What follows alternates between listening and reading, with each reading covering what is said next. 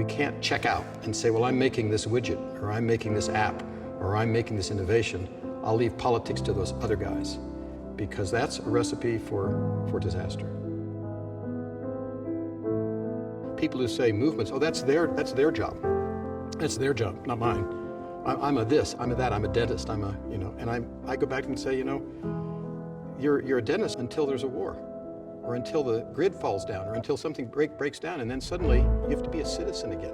I saw problems that should have been solved getting worse. And I asked myself, why are these problems getting worse when we're brilliant, powerful, gifted, innovative people? Why are these problems getting worse?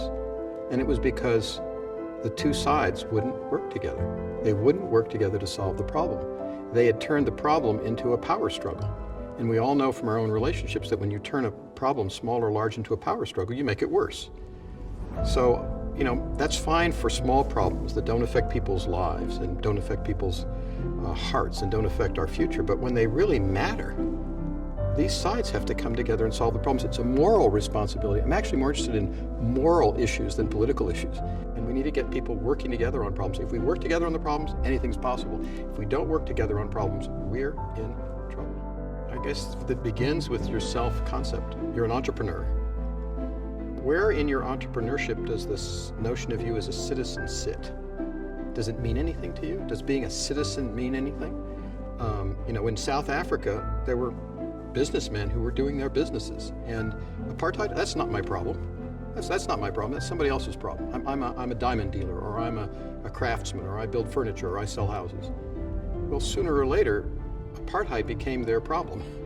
And so I feel in the same way I'd ask an entrepreneur, what is it about the system that you as a citizen feel rubs you the wrong way? Bring your entrepreneurial genius to that.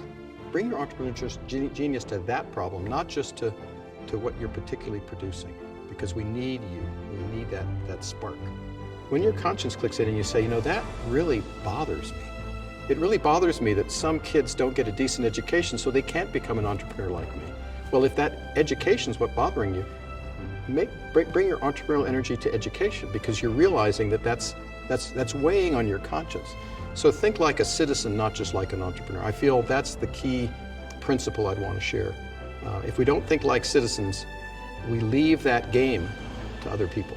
And if we're part of a movement to rise up and bring out the best in the human species, then we can't leave politics to the bad guys. We can't check out and say, well, I'm making this widget, or I'm making this app, or I'm making this innovation. I'll leave politics to those other guys, because that's a recipe for disaster.